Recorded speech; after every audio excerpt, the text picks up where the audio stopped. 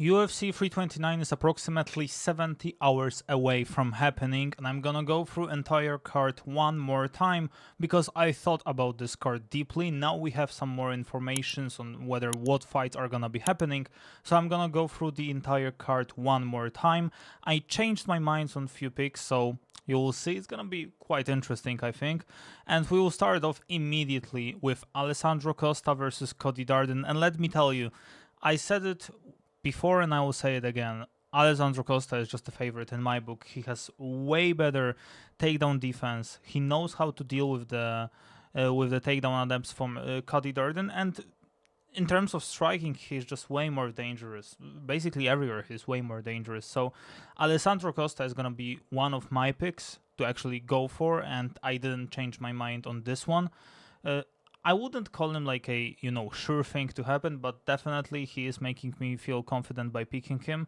Just even looking at the stats, maybe not reach, maybe not height, because obviously he's smaller. But again, when you're a higher guy like Cody Darden is, it's quite uncomfortable trying to get a guy that is not as high as you into the ground.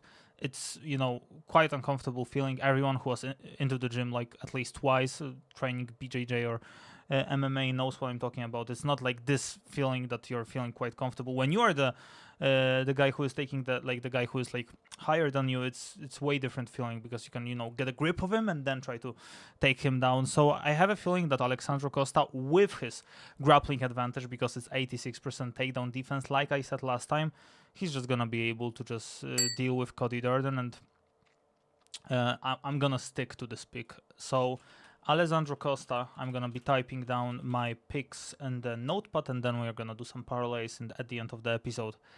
By the decision, but okay, we can just do Alessandro Costa. Like the odds should be high enough to be able to just combine him with something. So yeah, I feel like it's a good pick.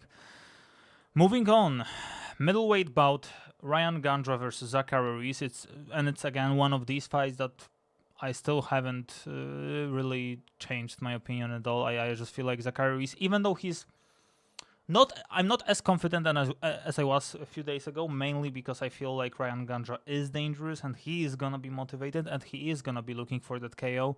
I feel like Zachary Ruiz understands that this is the way to, maybe if he's able to get like an impressive win, this is, Conor McGregor fight card. So obviously the spotlight is gonna be on him whether he likes it or not. So this is a chance for him to be able to shine bright. And I feel like he's got a little bit more of experience, and that should definitely favor him. I'm gonna also open up a stats in the a stats site in my other monitor, and yeah, I just feel like Zachary Ruiz is just gonna be way better. Also, like, considering the fact that he fought versus more experienced opposition like Michel Pereira, like those are the guys who already have some experience, and he fought versus them. That gives him some experience. Ryan Gandra never had this opportunity to fight versus someone like that, so I just have a feeling that it should be Zachary Ruiz, and I'm gonna put Zachary Ruiz by a decision, but I'm gonna put this like in terms of, if I were to scale it from 1 to 10 in terms of how confident I am with my pick, I would go for 4 to 10. Yeah, 4 out of 10 is good. 4 out of 10, 7 out of 10 in Alessandro Costa. I feel like it's legit. Those are the stats that I would put here. Now this is an interesting fight because in the first video that I did, Farid Basharat was not supposed to fight. Obviously he was supposed to fight versus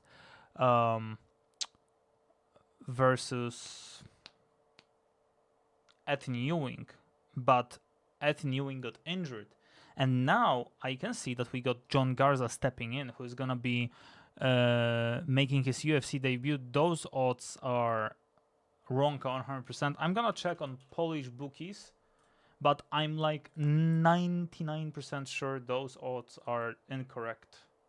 Let me see.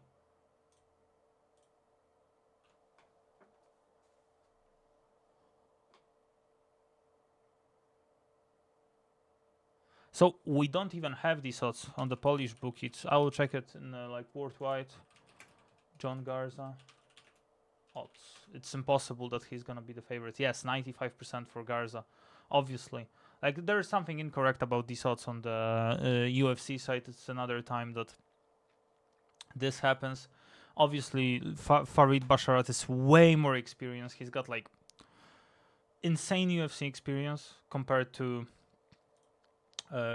John Garza. John Garza is gonna be, yeah, he's like a huge underdog. So Farid Basharat, I mean, he's had already few UFC fights. He fought versus experienced guys as well, like Matsumoto, for example, who just defeated Alkaman. So I'm just gonna go straight up and pick Basharat. He's, he was training for this fight. He was prepared. It was gonna be a real test for him. I mean, fighting into New England is always gonna be a real test for him. Unfortunately, the fight didn't happen. And John Garza, I mean, he has to take this fight because if you want to get into the UFC, you need to take the short notice fights. But I would be super shocked if he was able to even get close to winning this fight. So yeah. My pick is going to be Farid Basharat, and I'm as confident as you can possibly get by this pick. I mean, I'm just going to like put probably 9.9 out of 10. Obviously, there's always a chance, but Farid Basharat is just way, way better. Undefeated, and John Garza is 6-1, so yeah. I'm going to go for him. Damian Pinas versus Cesar Almeida, and this is the fight that already I picked Cesar Almeida back then, and I'm gonna be still sticking up to it. I still think that Cesar Almeida is gonna win if it's gonna be a kickboxing matchup. Obviously, there's always a chance that Damian Pinas is gonna, spice things up and maybe go for takedowns, but I don't think it's gonna happen. I was watching Cesar Almeida fights. I think he's gonna be more prepared if he wants to make a career in UFC. He has to win this fight. If you lose this fight and you lose versus Cesaro Oleksiejczuk and now you lose versus Damian Pinas, it's cooked. It's over for you, and you're not gonna be able to do anything more with your career in the UFC. Most likely, maybe you will get one more guy to, test you at the end. But in the end, it's not gonna matter. You need to win this fight, so it's a must-win for Cesar Almeida.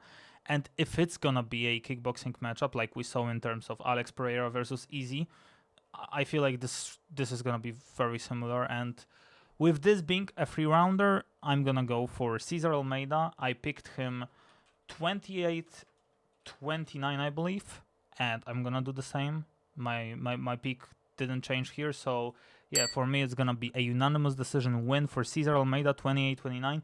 Obviously, I see the world where Damian Pinas wins it quite easily, but the odds are just too good to not try to take advantage of them, so I'm just gonna do like 3.5 out of 10. Yeah, that's what I would say. It's a small bet, but yeah, I would definitely go for it. And now we go into Tracy Cortez versus Wang Kong, and let me tell you, closer we get into the finish line, closer we get to UFC 329, the more I feel like Wang Kong is just gonna completely demolish Tracy Cortez. I don't know why I feel this way, but I just feel like she's gonna be way, way better. She's gonna be sharp. She's gonna be looking to take advantage of Tracy Cortez being slow on the feet. And even if Tracy takes her into the ground, I still feel like she's just gonna be able to, to be able to manage with it. I mean, let's even look at the stats. We've got 46% takedown accuracy. Now, she's most likely gonna try to take her into the ground like 6 times, let's say. So that would mean she would probably succeed 2 or 3 times. So all we need to ask ourselves is the fact that if she's gonna be able to take her into the ground 2 times, is Wang Kong gonna be able to get back up? I think she will. And also she's got quite nice takedown defense. So maybe Tracy gets her into the ground once. Maybe she wins the first round, and then Wang Kong just replies with the second and the third round win. I feel like it should be nice unanimous decision win, probably 2-1 in rounds. I don't feel like she's gonna dominate her like instantly. Obviously, what's gonna happen in like on the feet is gonna be the most important part, because I feel like if she's able to maybe cut Tracy early, that would be a huge success, because then it's very tough when like the blood is flowing into your eyes, you can't see shit. It's very tough to do anything for the grappler. So I just feel like Tracy Cortez I mean, she's been through some fights, you know. I mean, let's look at this from this perspective. She's been through a lot of fights recently. She lost versus Blanchfield. She won versus Araujo, but then she lost. And yeah, she won versus a good opposition. But I still feel like, you know, Wang Kong is riding high after 4 wins out of 5, out of last 5 fights. So I still feel like, looking at the striking she's landing, she's just gonna be outstriking her on the feet. And as long as Tracy is not gonna like dominate her, like we know what's gonna happen. She's just gonna try to stay on the feet, keep her range, keep the reach, and I think she will do a good job of that. She's got a reach advantage as well, I think. I mean, no, it's kind of even, but yeah, she should be able to like deal with it. And yeah, I think that Wang Kong is gonna win this fight. The odds are good again. I'm not as confident with that, but I would give it a good 6.5 out of 10, I think. A good 6.5 out of 10 is fair. Okay, early prelims already finished. We move further. Luke Riley versus Kai Kamaka III, and this is the fight that we already spoke about. I haven't really changed my mind that much, but I feel like it's gonna be a Luke Riley, a decision win, not a finish. I feel like he's good, he's very good, but Kai Kamaka III, he as well is in the spot that he kind of needs to win this fight, that he's not gonna be able to go out easily. He's gonna be trying his best to stay in this fight, and he has to stay in this fight. He has to like hope that something well happens to him, and if he loses, you know. But I feel like he's not gonna be able to do anything more versus Luke Riley, but he's tough enough to be able to at least get into the decision. So my pick is gonna be Luke Riley by the decision, and this specific pick is kind of an underdog pick because obviously most people probably are gonna be thinking, yeah, Luke Riley is just gonna slaughter him, and there's a possibility that could happen. But I just think that Luke Riley by the decision is a good value pick, and I'm quite confident with it. Like I would say 4 out of 10 is good. Cody Garbrandt versus Adrian Yanez. I mean, it's the same. That just rewatch the first video. Nothing changed on my mind. I feel like Cody Garbrandt is still past his prime. He's not the same Cody Garbrandt. He basically lost the last 3 fights that he thought. I think that Adrian Yanez is way better. He drew versus Ricky Simon the last fight, if I remember correctly, and it was I would say, there was some controversy in there, but I still feel like Adrian Yanez, he needs to win this fight, and this is the fight that is basically a must-win for him, and this is a good opponent for him. I mean, Cody is basically finished, so yeah, I'm gonna go for Adrian Yanez by the decision win.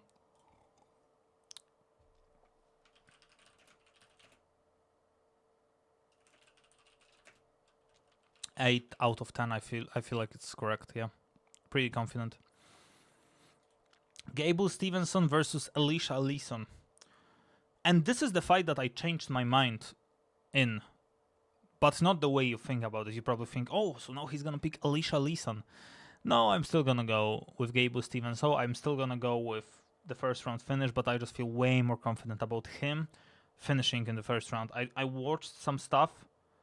I heard his coach's talk, and I just have a feeling he's just gonna demolish him. He's just gonna absolutely demolish the guy. He's gonna destroy him, and there is gonna be nothing left from the other's side. So Gable Stevenson,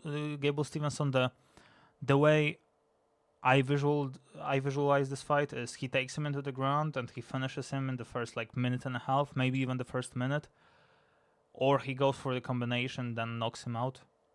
Like, he's very good on the ground, but he's also very good on the feet. He fought 3 times, he won, and Alicia Leeson, he lost. He's not that experienced as well, so when he takes him down, and he is gonna take him down, obviously, there's nothing he can do. So I have a feeling Gable Stevenson is just gonna demolish him in the first round, and this is like 10 out of 10. KO, TKO, first round, 9.9 out of 10. There's always a slight chance that it's not gonna happen, but I'm just not too confident with that. Robert Whittaker versus Nikita Krylov, and this is the fight we already spoke about, and I said the odds are wrong, but I feel like, again, those are the only odds that we have possible right now in UFC.com.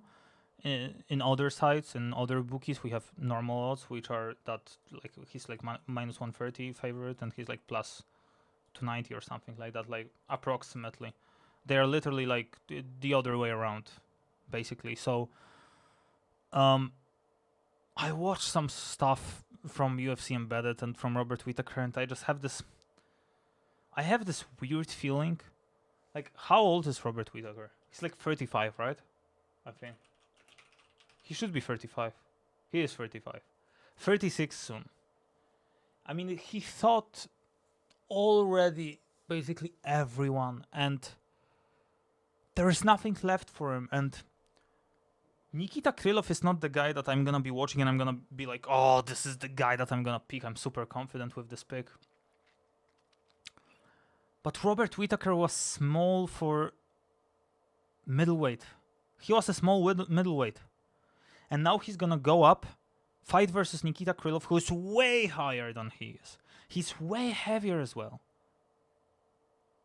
I just have a feeling that Nikita is just gonna... He's not even gonna out-grapple him. He's just gonna keep him by defense, and Robert is not gonna be able to do that much. So I changed my pick. I'm gonna pick Nikita Krylov. Because by the odds, like with plus 190 odds, I'm just gonna pick him. It's not gonna be like the pick that I'm super confident with. But I just have a feeling that even though all the fights start on the feet, and I love Robert Whittaker, I would love to see him win, and my heart tells me, please don't do it.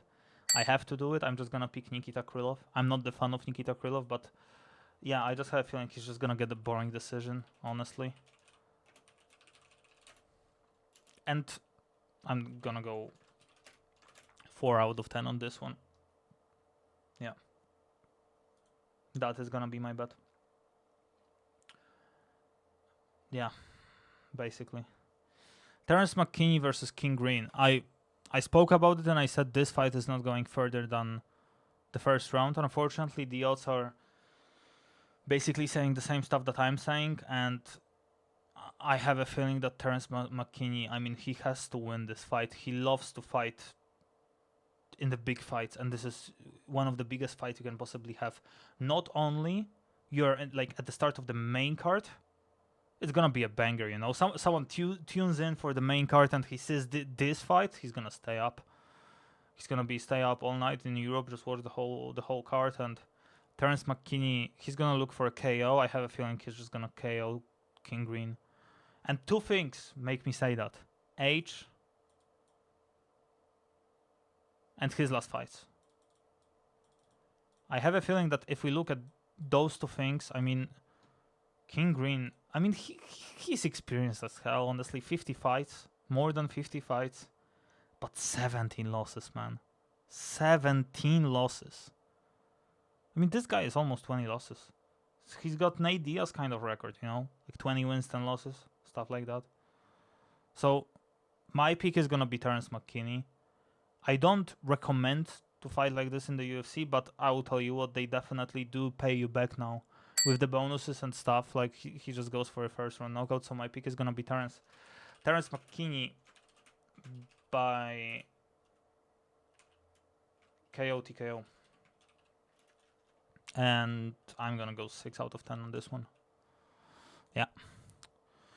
Brandon Royale versus Lunir Kavanagh.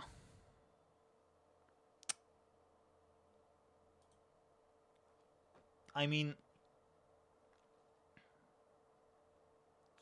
I said that I'm gonna pick Brandon. And I watched some stuff from Lunir, and what surprised me a lot was that on the first episode of Embedded, he was still in England. And this is fucked up. I mean, if he's still in England, and for example, now, as I am recording this episode, he's gonna be traveling to LA, probably, because, like, he doesn't have a PJ, he doesn't have a private jet to just fly straight from, I don't fucking know, London to Las Vegas. They probably don't have direct flight. So he's gonna be flying to LA and probably from LA to Vegas, or even if they do have a direct flight, still the flight to Vegas is kind of long. So he has like a long flight to Vegas ahead of him, and we are only 3 days, like 70 hours before the fight. I do have a feeling he's gonna be a little bit tired, maybe. I do have a feeling he's gonna be a little bit tired, but I watched their last fights, Brandon Royal versus Cape and Lonier versus Moreno, and even though I feel like Moreno is kind of washed, he still put up an amazing performance. I mean, he was just looking so sharp, man. He was just looking so damn sharp, so on point, so... I mean, he was everywhere with it. He was literally so on point. So my pick, if I were to pick a fighter, it's not gonna be confident ever, is gonna be Lonier Kavanagh. But in terms of the odds, I would still go for Royal, because I still think that he has a good chance of winning. But what I would be betting, like in terms of money wise, is gonna be decision, probably decision finish. Whoever finishes this fight is by like with the decision. I don't feel like they're gonna knock each other out. I feel like it's gonna be typical flyweight bout, like, you know, just outland the opponent, get some nice shots, and yeah. I changed my mind. I feel like Lonier most likely will win, but if I were to give you the percentage on this, I would still go for like 53 to 47. So by the odds still favor Brandon Royal, I feel like, because the odds should be like way different, in my opinion at least. So it's worth to put a small bet on Brandon Royal. I'm not gonna be putting the bet on Lonier Kavanagh, that's for sure. I don't feel confident in it whatsoever, and it's not worth with the odds that we are having. But I feel like he's gonna get a decision finish. That's what I think. Corey Sandhagen versus Mario Batista. I thought about this fight too, and I thought about this deeply. And I changed my mind on this fight too. I think that Corey Sandhagen will win. And the reason why I think this way is because if we look at the opposition that Corey Sandhagen thought, it's still way different. I don't know why I was like underestimating it the first time I did this video. But I mean, we look at fucking Corey Sandhagen. He won versus Figueiredo. Yes, he lost versus Nurmagomedov. Yes, he lost versus Dvalishvili, but they are like two champs most likely. I mean, Dvalishvili just stopped being the champion and Nurmagomedov almost beat him. And he won versus Vera and he won versus Font. And we look for Mario Batista. And I feel like, yes, he won versus Oliveira with great performance. He lost versus Nurmagomedov. And he won versus Mix, Aldo, and Simon. But it's like a little bit... like the level of his opponents is somewhere here, while the level of Corey's opponents is somewhere here. And Corey was still able to get like 3 wins out of 5 fights. And Mario is good, don't get me wrong, but I feel like the way for Mario to get the win is to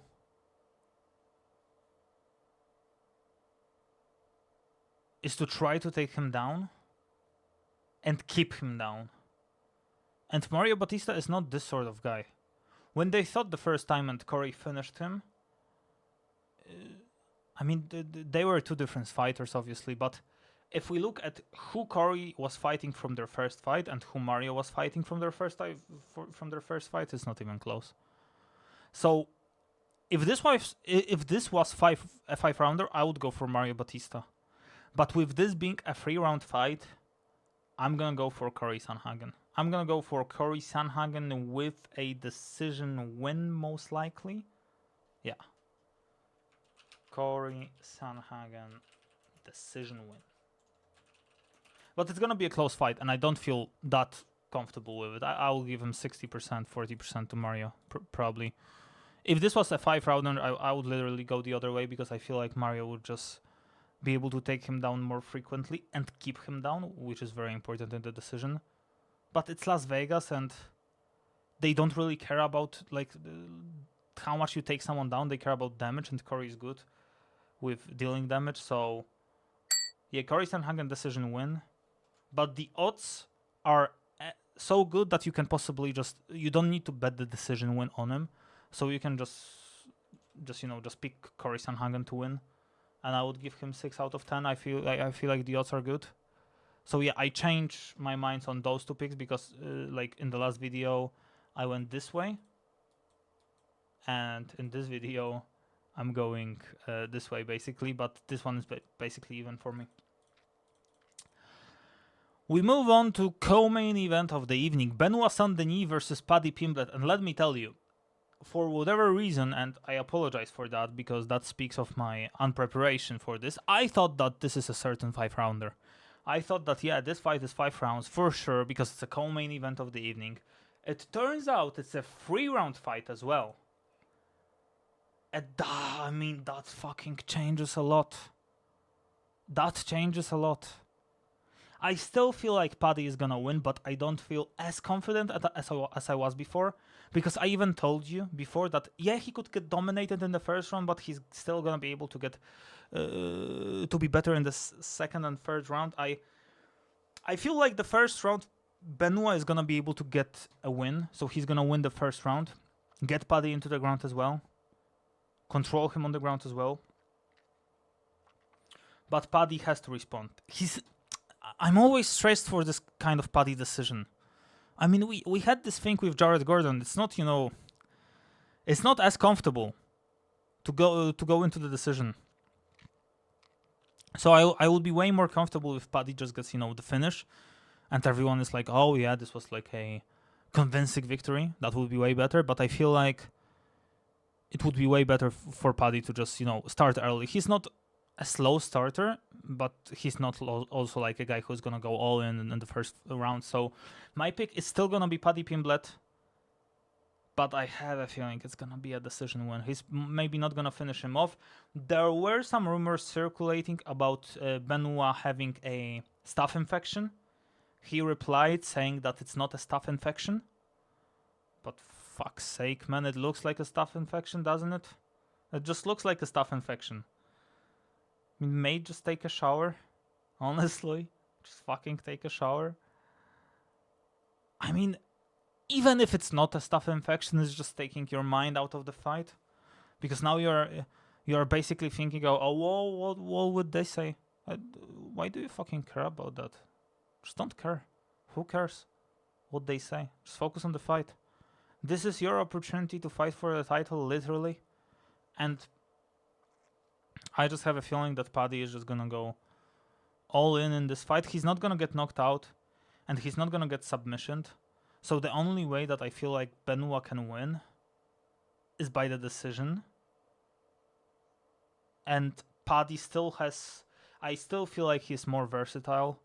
So I am gonna give him the advantage, and I am gonna give Paddy a 7 out of 10 even. I still give him the advantage, but if we were to compare this, previously I would give him 9 out of 10. I was so confident in this pick, thinking this was a 5-rounder. This is a 3-rounder, so I feel like Benoit is in sort of the advantage here. But yeah, I'm still gonna pick Paddy. And we move into the main event of the evening, Conor McGregor versus Max Holloway.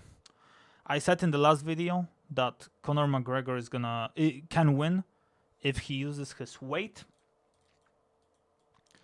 if he uses his grappling skills, or if he uses his left hand. I watched Conor. I've seen him do spars. I've seen him on the pads. We all seen it. And I see that there are people... Basically, people for this fight are kind of 50-50. And it's very interesting. Because I see like 50% of people going like, oh my god, this fucking guy is so focused now. He's just so focused now. He's gonna demolish Max Holloway. Even if I logged into X right now, or you call it Twitter, even if I log into Twitter right now, there would be like 50% of guys saying, "Oh, he's back," and there's other 50% that are saying, "Oh, he doesn't look like himself. He doesn't speak like himself. He doesn't believe in what he's saying. He's not the same guy." And I'm probably in this sort of 50% guys. I'm not gonna pick Conor McGregor to win. I feel like Max Holloway is just gonna dominate him. But let me tell you, if Conor McGregor came back and somehow dominated Max Holloway, that would be the best thing to happen to the UFC in the last 5 years. That definitely would be the best thing to happen to the UFC, but I just have a feeling that Max Holloway is just gonna absolutely dominate him. He's gonna finish him in the third round with the TKO, and Conor is just not gonna be himself. He says he's ready. He says it's gonna be a masterpiece, a masterclass, that he's entering his prime. Let me tell you, I don't know the guy who is 38 years old and he's entering his prime. He's coming off a 5-year layoff with 5 years and 2 days layoff. I mean, it's tough.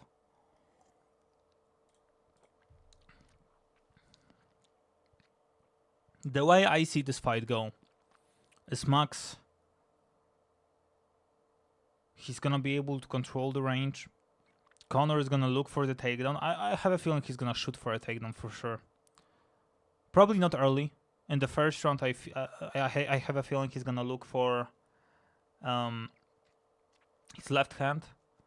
He's gonna try to utilize it, the kick as well. Maybe we even see him win the first round. But then when Max Holloway starts rolling, just look at his fight versus Ilia Topuria. Obviously, it was a different weight class because it was 145. Now we move into 170, so it's way more favorable towards Conor. I'm just trying to read the body language, and by reading the body language, I just have a feeling that Max Holloway is way more comfortable entering this fight.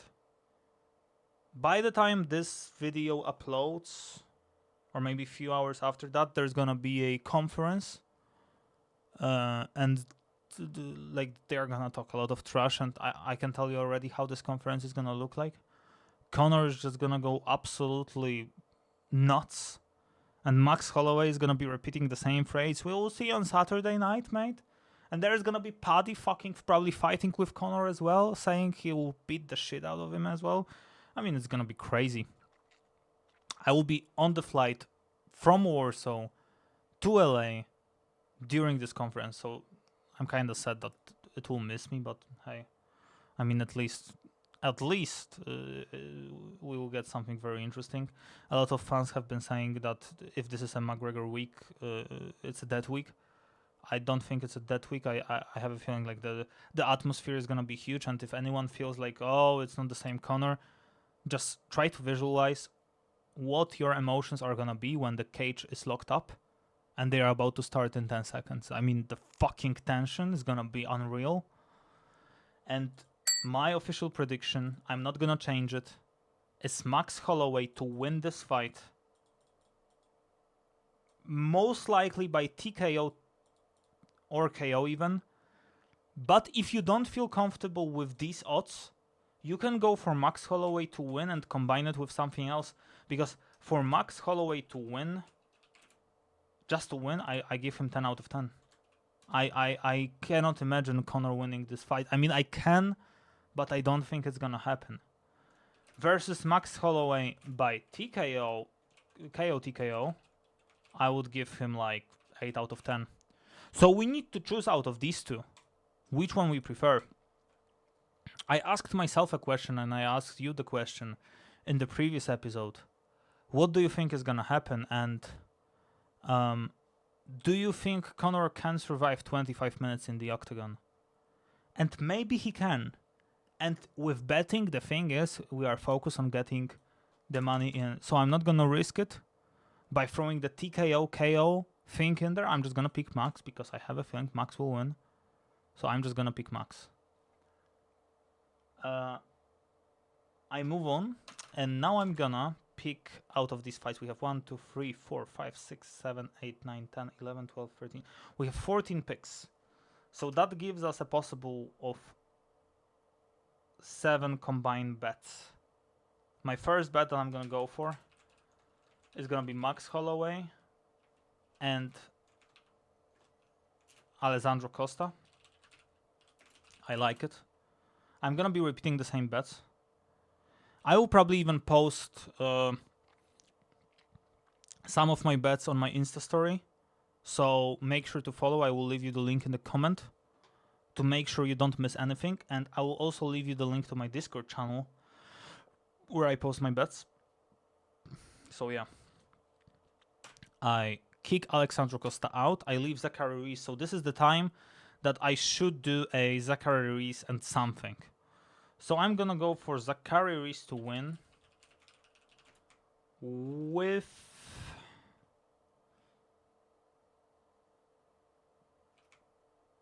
Terence McKinney by KO TKO.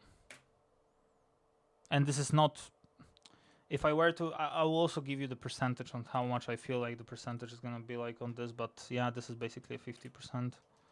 So I kick Zachary Ruiz. I'm also gonna kick Terence McKinney. Nikita Krylov by decision. I can just pick Nikita Krylov. I don't even need a decision here. So Nikita Krylov is one way. Yeah, I'm gonna pick Nikita Krylov, and I'm gonna combine it with let me see. Who do we have? We have Corey Sandhagen, we have Paddy Pimblett. Adrian Yanez by decision makes sense, honestly. But I pick an underdog, so I may as well just combine it with, you know, yeah, with Cesar Almeida, for example. That makes sense. And that's like 30% chance of that happening, so that's a low bet for sure. Farid Basharat. And now this gets interesting. Max Holloway and Alexandro Costa. That's a banger as well. What the fuck? Where's the... Yeah, this one is... I like this one a lot. I like this one a lot. This one is... I'm gonna even like put this thing here so I remember that one. This one is nice. I like this one. Wang Kong. She needs to be here. I can combine her with Farid Basharat. So let's go with Farid or Alessandro. It's also good. It's like I would give it like 75, 80%, something like that. And we need one more pick. So I'm gonna go for Paddy Pimblett, and most likely I'm gonna put Paddy on the single bet. I don't want to ruin it. I just have a feeling that to win, yeah, like to me is like 70%. So if I have a 70% bet on a single, I'm just gonna pick it. I'm not gonna combine it with anything, so I will just remove Paddy from here. We can combine Cody Sandhagen plus Adrian Yanez by decision. I don't feel comfortable with it. I would even say this is the least comfortable I feel in. So this is gonna be a low bet. So I will remove Corey Sandhagen from here. And I will remove the decision.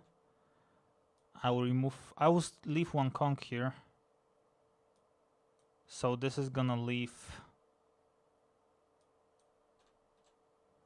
these bets. Gable Stevenson, KO, TKO first round. Plus Max Holloway sounds fucking insanely good. Insane. I can even add Farid there. It looks fucking delicious, honestly. That's like 95% chance of happening, in my opinion. So yeah. So those are gonna be, and the last thing I'm gonna go for is decision finish